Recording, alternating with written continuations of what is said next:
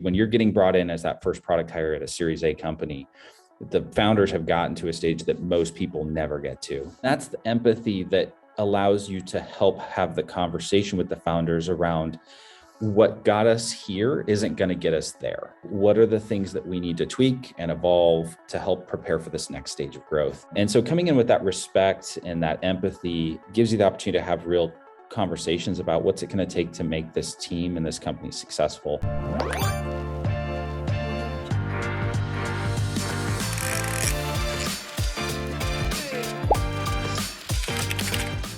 Hello, everyone. Welcome to another Hatchpad Insight. I'm Tim Winkler, the creator of Hatchpad, the community for startup technologists. If this is your first time here, don't forget to hit subscribe for updates on new insight interviews like this one. Today, we're chatting with Josh Tong, a principal product manager focusing on data science and machine learning with CognitOps, a startup focused on the warehouse operations space in Austin, Texas. Josh, thanks for hanging out with us at the Hatchpad. Absolutely. Thanks for having me, Tim. Good stuff. So I always like to start with just a backstory on how you got to your current role. Yeah, absolutely. So when I got out of college, I had two paths ahead of me. I had the offer to go into kind of big corporate company, or I could jump into a startup. And I, at the time, just decided to jump headlong into the startup world and have kind of never looked back. So my career has been coming in as a product manager at these early stage companies, typically around the time they're raising a Series A, been able to be a part of 5 great VC-backed companies and have really just enjoyed the whole process. That's great. I love hearing the stories about folks that are usually coming in as one of the early settlers on the product team. And so we wanted to focus the conversation around that specifically, since that's your sweet spot. Can you talk a little bit about what it's like coming into a startup as one of the first hires on the product team?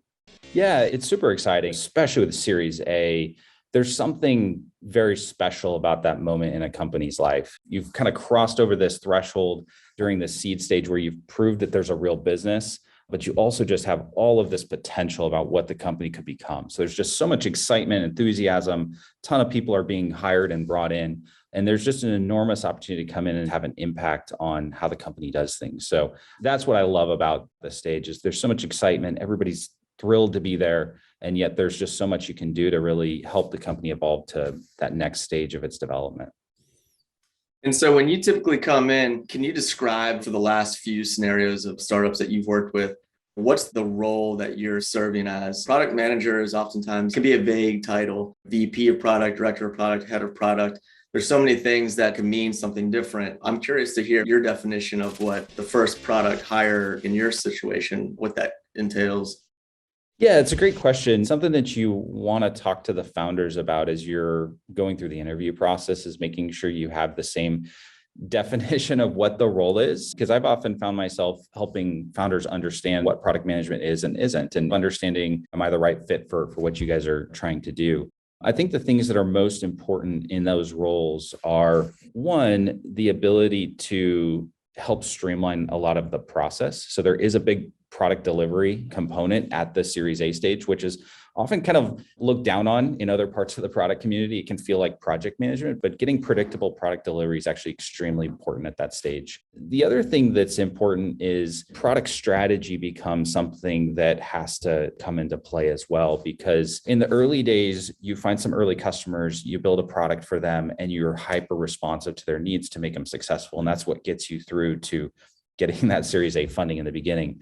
But that strategy doesn't scale as you get bigger, right? And so you have to start to make trade-offs around where are we going to invest, who's going to be our ideal customer. You can't invest simultaneously across multiple product areas. So you got to decide to focus. And so getting everybody on the same page around what strategy you're taking, what trade-offs you're making is a new muscle that the company has to build that you can kind of come in and bring as a product person. It's an interesting point. A lot of folks will say we need somebody to come in and be hands-on. What are some of those differences between being hands-on and then being more of a strategy-focused leader?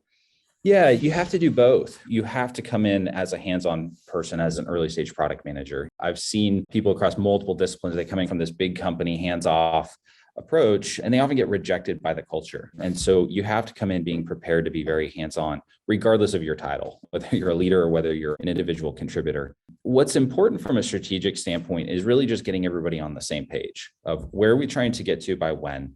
What are the gaps between there? And how are we going to sequence and invest across those? So it's more of an alignment thing that you're doing around, we can't do everything. So what's most important to us, and getting everybody on that same page is really what you're doing. I'd call it very pragmatic strategy in the early, especially because founders learn by experimenting, right? That's what makes them so strong, is they're willing to put something out there and see if it works or not without overthinking it. And so the strategy you bring in has to kind of follow that same vein, where it's very pragmatic and it's subject to revisiting as the company learns and evolves. So planning for that strategy to be tweaked on at least a quarterly basis is very normal in the early stages. And then as you stabilize, it might stretch out to maybe a year or two at a time. Do you see any common themes of when there might be a shift from pragmatic to dogmatic in terms of Series A to Series B, or is it maybe later stage like Series D when the company's clearly got a good vision and it's set in its ways? Yeah, I think you always want to have a very clear vision of where you're trying to get to. That's super important. And that really shouldn't change a whole lot. I think what happens is you put down your hypothesis of the strategy we believe is going to work. And then what happens is you, through experience, start to get proof and evidence that you're on the right track. And the more that happens, the more that kind of becomes the plan of record. So that's often how it goes.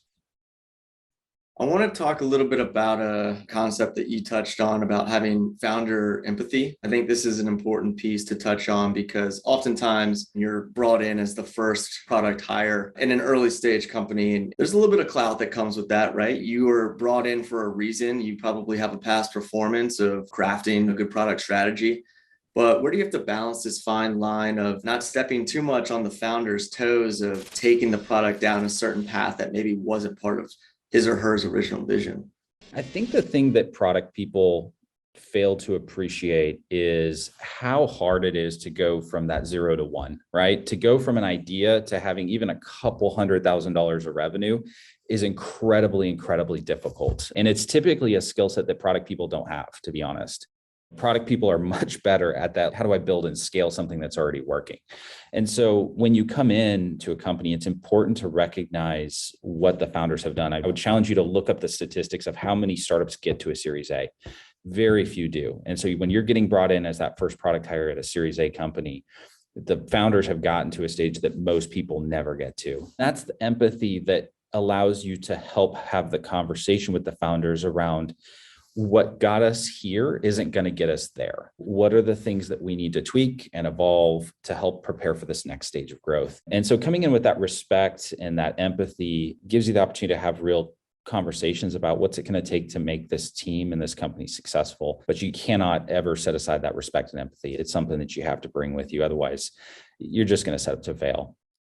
Yeah, it's such an interesting topic. You want to bring folks in to fill in gaps that you know that you're not knowledgeable on, but there's also becomes, I wouldn't call it a power struggle, but there has to be a certain line of, we're not going to go down that direction and here's why. So it's a really sensitive topic. And I think the great advice that you brought forward is having that clear understanding of the role before you get in. If the founder's telling you, I want you to come in with some ideas to really understand new features because I don't really have a grasp on it all. That's maybe a different type of direction that you can take and have a little bit more of a longer leash, you might say it. But I would say that really clear-cut guidelines and having those transparent conversations early on in the interview process to make sure that you're not getting yourself into something that isn't the right fit for you. Yeah, that's exactly right. I mean, some people want somebody to come in and they think product's always been misunderstood. So yeah, to your point, there's very different ideas about what a product person is. Is it the person coming in with ideas? Is the person that just makes the engineering team go faster? Is it there to be really strategic? Is it there to write Jira tickets? Really kind of fleshing that out's very important. The other thing I would say is that it's really important to change things incrementally, right? You don't evolve overnight from a seed stage company to a very mature Series A or Series B company. And so what's important is to choose your battles and choose the tweaks that you want to make that are going to have the biggest impact. And then you start to build credibility and rapport with the founders to say, hey, we made this adjustment and things are going better. Let's make this next change. So being very systematic is important. I think a good analogy with that is scuba diving. When you're down deep and you've got to come back up to the surface, you can't just come up right away. You've got to sit at certain depths to allow your body to adjust. It's the same within an organization. If you try to rush change and change everything at once, it's just not going to work well. And so you got to slowly and incrementally lay the foundation that you need to build upon.